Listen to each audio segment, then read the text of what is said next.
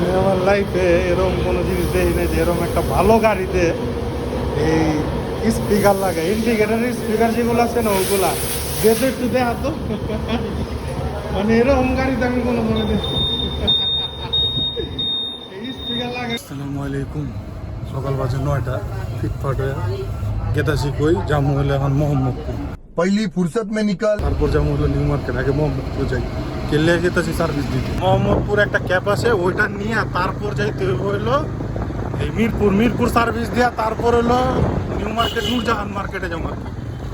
ওদিক থেকে মার্কেট টার্কেট কইরা তারপর যাবো হইলো বাইতুল মোকাররম। কারণ বাইতুল মোকাররম হইলো মানে আল্লাহ যদি চায় 2 সপ্তাহ পর উমরা যাইতাছি ইনশাআল্লাহ। আরে স্টুডেন্ট আটকায় দিব নি, হেলমেট ছাড়া। একটা তো হেলমেট হাতে আছে, বৃষ্টি পরে দেখি এক স্টুডেন্ট ধরা ইটা পরাই দিলে হেলমেটটা তাড়াতাড়ি পিন দেন। আমি হাতে আছে, সমস্যা নেই। না না না, পিন দইব এক পিচ্ছি পরে। আমি যাক সমস্যা নেই, হেলমেটটা এমনি পিন দইব সামনে, এই কারণে এখনই পিনটা লইলাম। আর ওয়েদারটা আজকে দেখলাম একটু রোদ, এরপরে আবার বাইরে দিয়ে বৃষ্টি পড়তেছে। ওয়েদারটা এই অবস্থা। যাক আগে মোহাম্মদপুর যাই, যা ক্যাব ট্যাব নেই, তারপর হইলো মিরপুর যা সার্ভিসটা দেই। কী সার্ভিস দিতাছি, প্রথম সার্ভিস এটার, তারপর দেখাই এবার কী সমস্যা দিতেছে। একটা সমস্যা দিতেছে হালকা পাতলা, এটা আর কি যায়, তারপর আলাদা দেখাই যাচ্ছে কী একটা সমস্যা। ছোটোখাটোই, বেশি বড় তর না, এমনি সব ঠিকই আছে। যাই আগে দেখেন। যাওয়ার সময় বৃষ্টি পায়ে গেছে, যা অবস্থা খারাপ। পরে এক জায়গায় দাঁড়াইলাম, নাস্তা পানি খাইলাম, খায়া পেটটা বইরা আবার রওনা দিছি। এখন গেতাছি ওয়েদারটা এখন আছে হইলো ওই খোলামোড়া গেতাছি। যাই দেখি কেমন পুরা দে। পরে আগে মোহাম্মদপুর যাই, আর দেখি সামনে যা বৃষ্টি পড়েনি ঠিক। গছিলা ব্রিজ আছি, মোহাম্মদপুর আয়া পড়ছি, বেশি দেরি নাই। এই হলো মানে আছি হলো সংসদ ভবনের সামনে, এই যে দেখা যায় মানে পুরা গ্যাঞ্জামের পর, দেশ স্বাধীন হওয়ার পর এই প্রথম মানে 2-3 দিন পর আর কি সংসদ ভবনে এলাম। এই যে সংসদ ভবনে পোলাপান ভালো কাজ করতেছে, রোডের অবস্থা ভালো আর কি, মানে একদম আবার ক্লিন আছে। আগে যা দেখছিলাম তার চেয়ে অনেক ক্লিন হয়ে গেছে জিনিসটা। এই যে সংসদ ভবন, লোকজন আছে এদিকে, মিডিয়া সব আছে। এই যে লোকজন ভালো কাজ করতেছে, এই যে সুন্দর আর্মির পার্সনরা আছে, আবার ভিডিও করতেছে। এই জায়গায় মার মূর্তি বলি, হ্যাঁ এই যে সংসদ ভবন। তখন আর কোনো ডর ভয় নেই গা। একটা জিনিস মানে আগে যেরকম একটা ডর আসলে এখন কোনো ডর ভয় নাই, স্বাধীন হয়ে গেছে গা, বাইচা গেছে গা। আগের আমলে মানে একটা মানে ডর ভয়ের ভিতরে থাকা লাগতো। এখন আছি মিরপুর 60 ফিট ছাপড়া মসজিদের দিকে, বাজাজ ফেয়ারে। তো এদিকে আনছে, আনার পরে আর কি বাইক ঢুকাইছে, ওয়াশ করে আর এখন কাজ ধরবো। কী কাজ করে তা দেখাই, দেখাম যে কী সমস্যা হয়েছে। মেজর সমস্যা, টুকটাক সার্ভিস দিব। প্রথম সার্ভিস তো 500 কত কিলো জানি চলছে। আর এটা ওয়াশ করে তারপর খোলাই যাচ্ছে, দেখতেছে যে কী সমস্যা। আর এগুলো আর কি চেক দিতেছে, বাইরে কাজ করতেছে। এটা গেটে আর কি একটু জাম লাগে, 4টা জাম আছে। আরপিএমের একটু সমস্যা আছে, আরপিএমটা 3-এর থেকে 2-এ নামতে গেলে আর একটু সমস্যা করে, নামতে চায় না ঠিক মতো।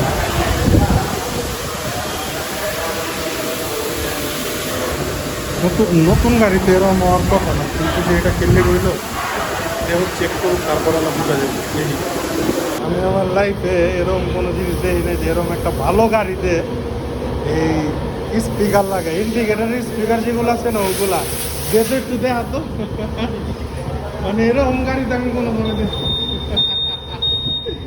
এই স্পিকার লাগে মানছে তুই পার চায়না গাড়ি বা যে বুড়া মানুষ যেগুলার কি সমস্যা মনে রাখা পারে না চালাইবার গেলে, এগুলিকা ঠিক আছে হ্যাঁ, কিন্তু এই সব গাড়িতে তো আমি কোনোদিন দেখিনি। গাড়ি একটু কাম আছে, কাম শেষ করে বাইরে বৃষ্টি হইতেছে জায়গা, আর অনেক কাম বাকি আছে। হ্যাঁ আল্লাহ, জঘন্য একটা অবস্থা। ঘুমায় গেছিলাম গা, এক তো সকাল উঠছি, আর ভিতরে এই যে পিছনের সিটে বয়ে আইছি না, পিছনের সিটটা এত শক্ত মানে বলার বাইরে। এখন সার্ভিস শেষ, এখন বাসার দিকে যাবো, পুরোপুরি সার্ভিস শেষ আর কি। এখন হইলে আসি এই নিউ মার্কেট নূরজাহানের দিকে 6টা গেঞ্জি নিলাম আমি, 6টা গেঞ্জি নিল দেখি, আর এক জোড়া করে জুতা লইলাম স্পন। এখন আইসি হলো আন্ডার প্যান্ট লইতে, আন্ডার প্যান্টগুলো পছন্দ। এখন আছে টিএসসির মোড়ে, ঢাকা বিশ্ববিদ্যালয় টিএসসির দিকে, যে শহীদ চত্বরের দিকে মিছিল, কত বড় মিছিল।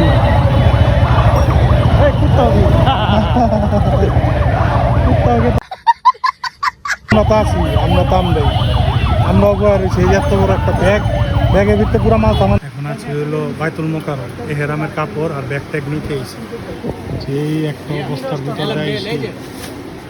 এহরামের কাপড় নিয়েছি, এই যে আমগো কাপড়, দুটা ব্যাগ নেওয়া হয়েছে। কোনটা এর চার বড় হয় না? না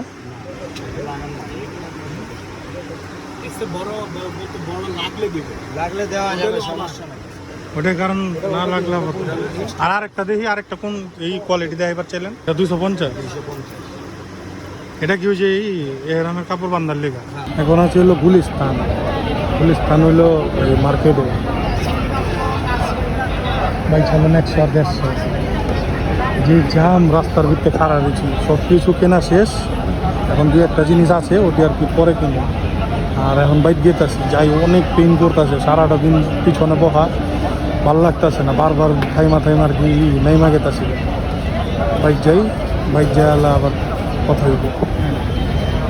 হায় আল্লাহ, অনেক কষ্টের পর বাড়িতে এলাম। সারাটা দিন সকাল 9টা 9:30 বাজে বাইরেছি, এখন বাজে হলো 8:30 বা 9টার মতো।